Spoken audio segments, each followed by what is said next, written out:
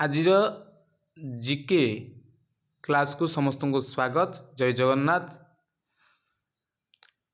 आज आम देखा किछि इम्पोर्टांट साधारण ज्ञान जहाँ समस्त परीक्षा पाई निश्चिंत भाव में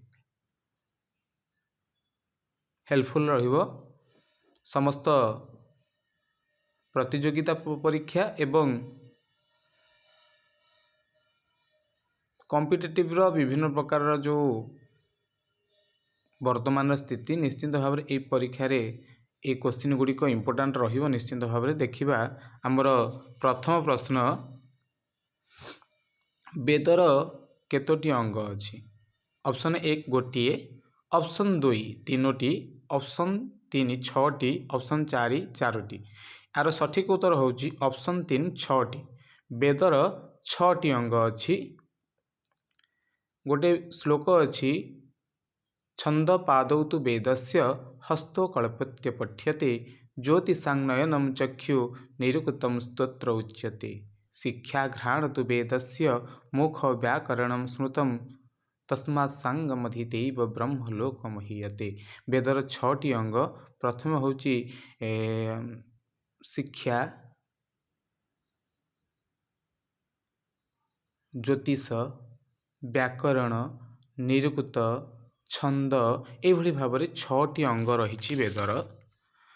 आम सहित जोड़ी रही ये चैनल को सब्सक्राइब करंतु एवं समस्त बेल आइकन को दबाई दिंतु, जहाँ जितेबले भी क्लास अपलोड हम जीके सेक्शन रो समस्त नोटिफिकेशन आप संगे संगे पाइपर। देखिबा परवर्ती प्रश्न, बुद्धंक पुत्रर नाम कौन? Option 1 Rahul, option 2 Subuddhi, option 3 Mahavir Swami, option 4 Ashok.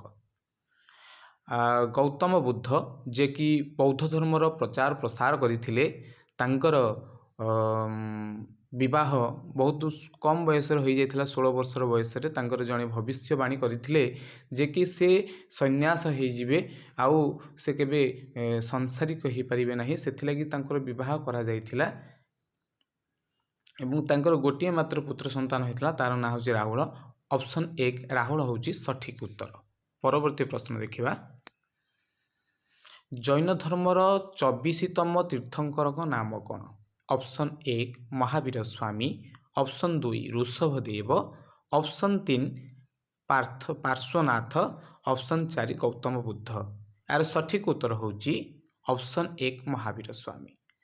Jain धर्मर जो माने धर्म सन्थ जी प्रचार प्रसार पाई निजर जीवन उत्सर्ग करती तांकु तीर्थंकर बोली कहा जाए। एवं 24तम तीर्थंकर होउचंदी महावीर स्वामी, जे कि 540 ख्रीष्टपूर्व जन्मग्रहण करथिले एवं जैन धर्मर प्रचार प्रसार तांकर बलिष्ठ भूमिका रही। परवर्ती प्रश्न देखिबा, 1951 मसीह प्रथम जनगणना केउ देश रे होइथिला? Option 1 Bharat, option 2 Sweden, option 3 America, option 4 Australia.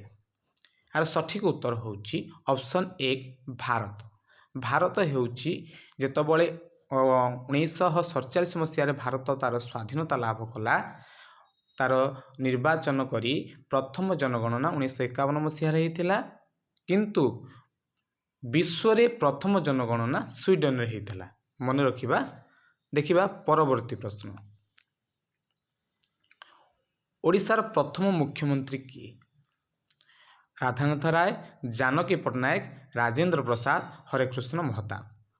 Option 4 सठिक उत्तर होची हरेकृष्ण महताब स्वाधीन भारतर प्रथम प्रधान मुख्यमंत्री भाव मनोमा चयन निर्वाचित होते। भारत ओडिशार प्रथम मुख्यमंत्री होउचंती हरेकृष्ण महताब। परवर्ती प्रश्न, बिरजा मंदिर केउ जिल्ला रे अवस्थित? बिरजा मंदिर जहाँ को गदा क्षेत्र नाम रे परिचित। बिरजा मंदिर केन्द्रापड़ा रे। Option 1, option 2 Jajpur, option 3 Cuttack, option 4 Puri. Biraja मंदिर ऑप्शन 2 जाजपुर रे अवस्थित, जहाँ गदा क्षेत्र नाम रे परिचित। परवर्ती प्रश्न देखिबा, ଓଡ଼ିଶାର ବଡ଼ ବନ୍ଦର କେଉଁ ଜିଲ୍ଲାରେ ଅବସ୍ଥିତ? ସମସ୍ତେ ଜାଣିଛନ୍ତି ଓଡ଼ିଶାର ବଡ଼ ବନ୍ଦର ହେଉଛି ପାରାଦୀପ। ପାରାଦୀପ କେଉଁ ଜିଲ୍ଲାରେ ଅବସ୍ଥିତ? Option 1 Puri, option 2 Bhadrak, option 3 Ganjam, option 4 Jagatsinghpur. ଏହାର ସଠିକ୍ ଉତ୍ତର ହେଉଛି ଅପସନ୍ 4 ଜଗତସିଂହପୁର ହେଉଛି ପାରାଦୀପରେ ଅବସ୍ଥିତ ଜଗତସିଂହପୁର ଜିଲ୍ଲାରେ। ପରବର୍ତ୍ତୀ ପ୍ରଶ୍ନ, ଦ୍ୱିତୀୟ ଶିକ୍ଷା ବା ଭାରତର ଦ୍ୱିତୀୟ ଶିକ୍ଷାନୀତି କେବେ ପ୍ରଣୟନ ହୋଇଥିଲା? Option 1 1990, option 2 1964, option 3 1968, option 4 1986। ଭାରତର ଶିକ୍ଷାନୀତି ଯାହା ଆମେ ପିଲାମାନେ ପାଠ ପଢ଼ୁଛନ୍ତି ତାର ଗୋଟିଏ ନିୟମ ପ୍ରଣୟନ କରାଯାଏ ଏବଂ ସେଇ ନିୟମଟି ଦୀର୍ଘ ଦିନ ଧରିକିରି ସମସ୍ତ ଭାରତର ରହୁଥିବା ଶିକ୍ଷାନୁଷ୍ଠାନ ଅଧିବାସୀ ସମସ୍ତେ ମାନିବାକୁ ବାଧ୍ୟ। ସେହି ଶିକ୍ଷା ନୀତି ପ୍ରଥମ ପ୍ରଣୟନ ହୋଇଥିଲା 1968 ମସିହାରେ, ଦ୍ୱିତୀୟ ଶିକ୍ଷାନୀତି 1986 ମସିହାରେ କରାଯାଇଥିଲା। ଅପସନ୍ 4 ସଠିକ୍ ଉତ୍ତର। 1986ରେ ଦ୍ୱିତୀୟ ଶିକ୍ଷାନୀତି ପ୍ରଣୟନ କରାଯାଇଥିଲା। ଦେଖିବା ପରବର୍ତ୍ତୀ ପ୍ରଶ୍ନ, ତୁଳସୀ କ୍ଷେତ୍ର କାହାକୁ କୁହାଯାଏ? ଅପସନ୍ 1 ପୁରୀକୁ, ଅପସନ୍ 2 ଯାଜପୁରକୁ, ଅପସନ୍ 3 ଭୁବନେଶ୍ୱରକୁ, ଅପସନ୍ 4 କେନ୍ଦ୍ରାପଡ଼ାକୁ। ଅପସନ୍ 4 କେନ୍ଦ୍ରାପଡ଼ାକୁ ତୁଳସୀ କ୍ଷେତ୍ର ବୋଲି କୁହାଯାଏ, ଯେଉଁଠି ଜଗନ୍ନାଥଙ୍କର ବଡ଼ ବା ଜ୍ୟେଷ୍ଠ ଭ୍ରାତା ବଳଭଦ୍ରଙ୍କର ଅଧିଷ୍ଠାତ ଦେବ, ଯେଉଁଠି ସେ ନିଜର କ୍ଷେତ୍ରାଧିପତି ଭାବରେ ବିରାଜମାନ କରିଛନ୍ତି। କେନ୍ଦ୍ରାପଡ଼ାର ବଳଦେବଜୀଉ ମନ୍ଦିର, ବଳଦେବଜୀଉଙ୍କର ନାମରେ କେନ୍ଦ୍ରାପଡ଼ାର ଅଞ୍ଚଳକୁ ତୁଳସୀ କ୍ଷେତ୍ର ବୋଲି କୁହାଯାଏ। ଦେଖିବା ପରବର୍ତ୍ତୀ ପ୍ରଶ୍ନ, ଦ୍ୱିତୀୟ ବିଶ୍ୱଯୁଦ୍ଧ କେବେ ହୋଇଥିଲା? ଜାଣିଥିବେ ଆମର ବିଶ୍ୱରେ 2 ଥର ବିଶ୍ୱଯୁଦ୍ଧ ରହିଛି। ଦ୍ୱିତୀୟ ବିଶ୍ୱଯୁଦ୍ଧ କେବେ ହୋଇଥିଲା?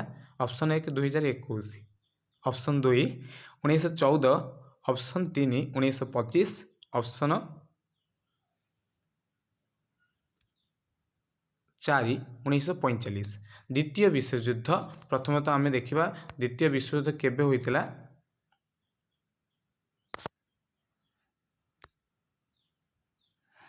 ଅପସନ୍ 4 ଉତ୍ତର ରହିବ। କାହିଁକି ନା 1939 ମସିହାରେ ଦ୍ୱିତୀୟ ବିଶ୍ୱଯୁଦ୍ଧ ଆରମ୍ଭ ହୋଇଥିଲା, 1945 ମସିହାରେ ହିଁ ଶେଷ ହୋଇଥିଲା।